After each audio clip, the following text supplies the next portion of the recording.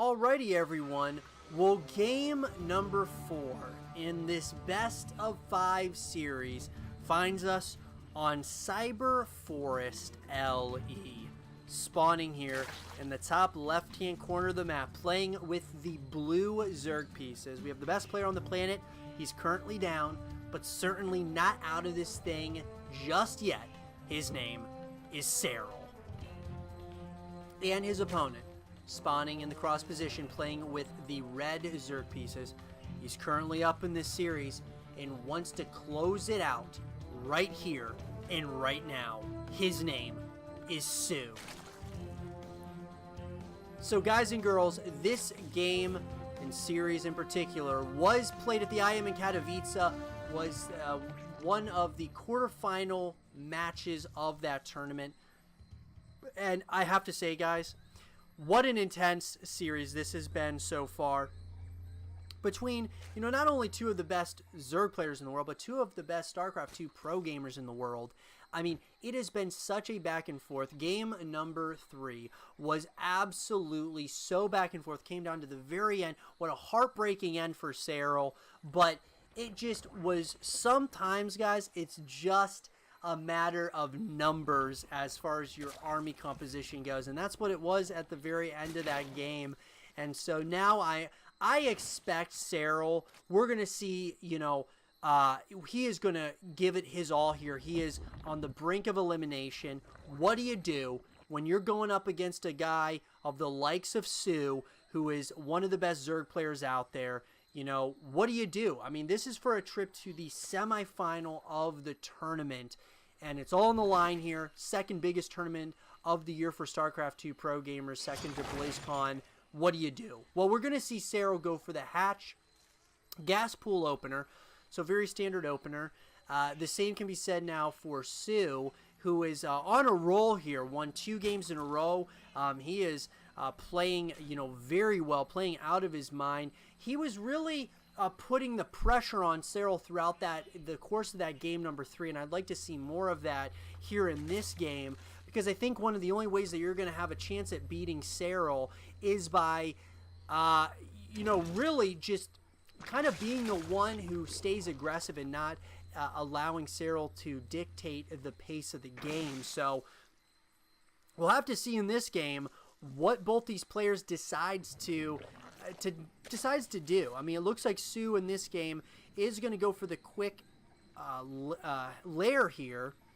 And so he's going to go for that and kind of skip out on that third hatchery, whereas Serral is going to go for that quick third hatchery. And we're going to see Sue going for the Roach Warren as well as the Evolution Chamber. So I'm wondering if we're going to see a push here early on by Sue. Serral's going to go for that Evolution Chamber as well. Roach Warren's going to be coming in a little bit after Sue.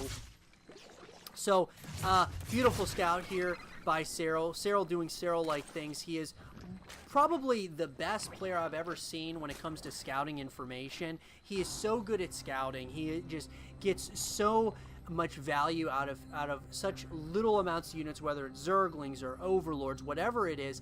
He wants to know at all times what is going on across the map with his opponent, and so that's what makes him just the best player out there. So Sue, on the other hand, he just plays, he has a very straight up mentality. Of course, scouting and such is very important to him, but he just tries to outplay you, outmaneuver you, and essentially outsmart you at some point or another throughout the course of a game and throughout the course of a series.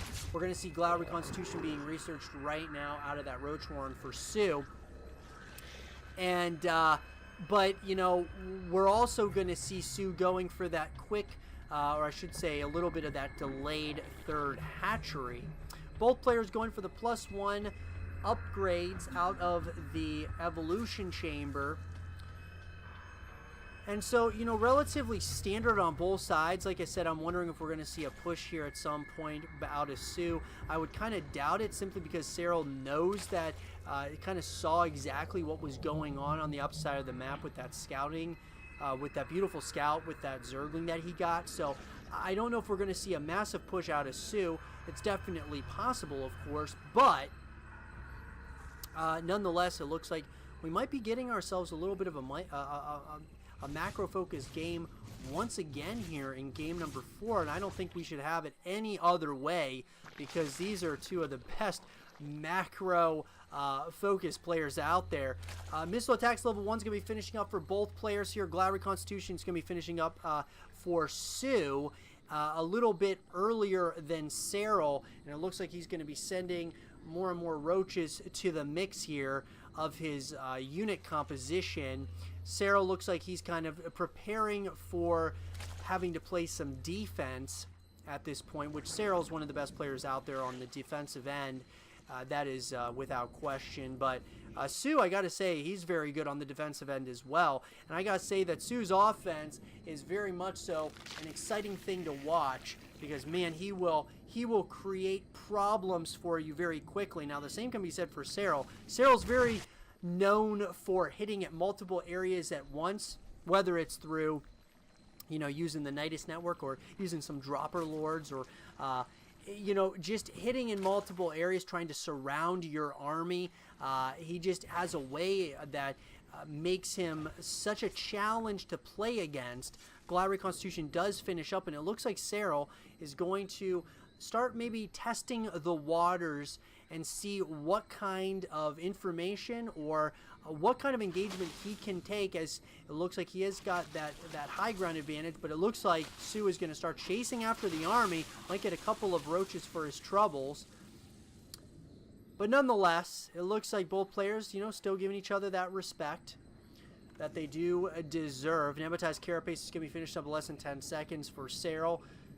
As I've said many times, one of my favorite upgrades for the Zerg pieces. Just love being able to see exactly what your opponent's doing with those overlords to get that good scouting information.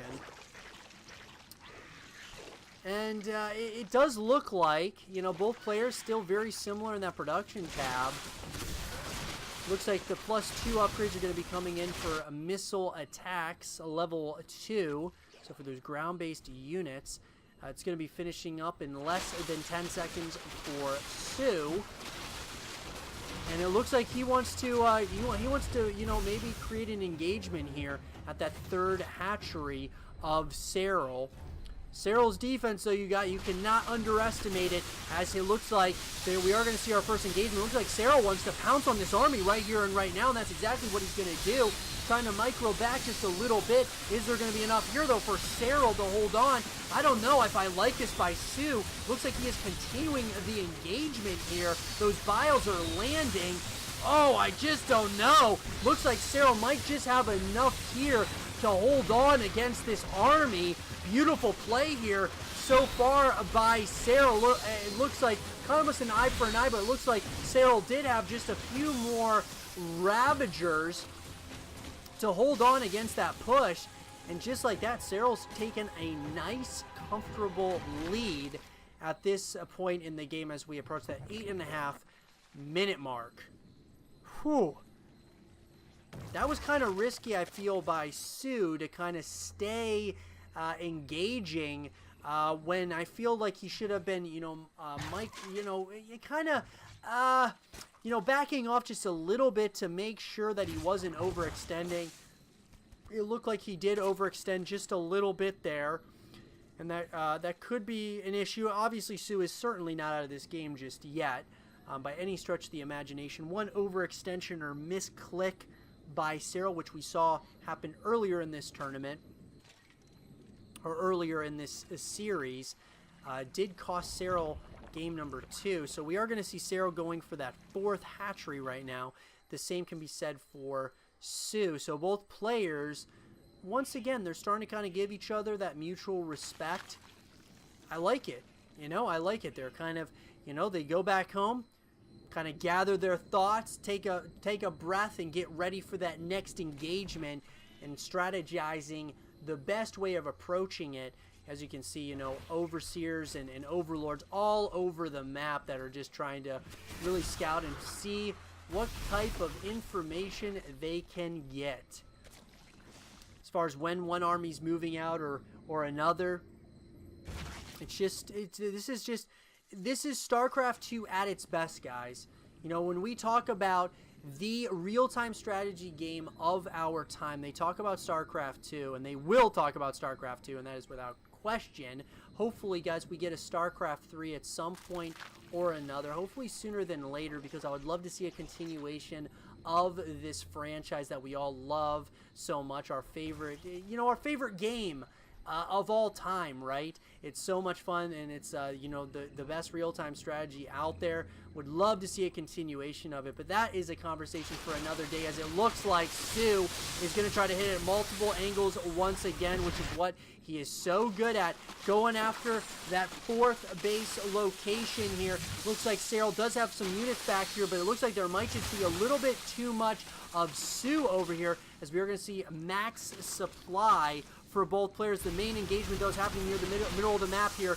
Is Serral overextending, or is he going to kind of overstay his welcome here near that main, or I should say the middle spot of the map? Ground Carapace level 1's finishing up, as well as Burrow is going to be finishing up in less than 5 seconds for Serral. And so, as I said, I would love to see Serral kind of get on the aggressive side here. His defense has been absolutely on point, at least as of right now. He's playing very well. He got a Spine Crawler at that 3rd hatchery. He is playing absolutely brilliant defense right now, and I would love to see that him kind of move in for some stellar offense. So here we go, splitting up his army as best he can. The micro back and forth. It's all going to come down to the numbers here, as Serral is trying to get the surround on this army. Looks like that's exactly what he's trying to do. Is he going to get it here? It looks like there is a very good chance Serral might be able to get the surround here. That is exactly what's happening. Serral, beautiful play here, is now taking an absolutely commanding lead over Su, and that could be the exact engagement that Serral needed to acquire a victory, possibly, as he's starting to move far onto Su's neck of the woods. He is trying to really tie this series up here. Is he going to be able to do it, though, or is there a little bit of an overextension here by Serral? It's hard to tell. The high ground goes to Su, but the numbers may be in favor of Serral as reinforcements are coming, and it looks like Serral, once again, he wants to finish this thing out right now. He wants to close this out. You can just tell he has got a fire that is definitely to close this out right now, as he has more and more units that are moving across the map here. And I'm surprised he has not taken this base quite yet. Looks like he is planning on doing that here shortly. But he is going after some of these units at the 3rd base location. That 4th base is under a little bit of fire. But this 3rd base is absolutely going to be under some serious firepower, because there is just too much there of Serral. GG is called, and Serral evens up the score. I hope you guys did enjoy this game between Serral and Su, and if you guys did, leave a thumbs up, subscribe for new, stay positive, and I'll see you guys all in game number 5.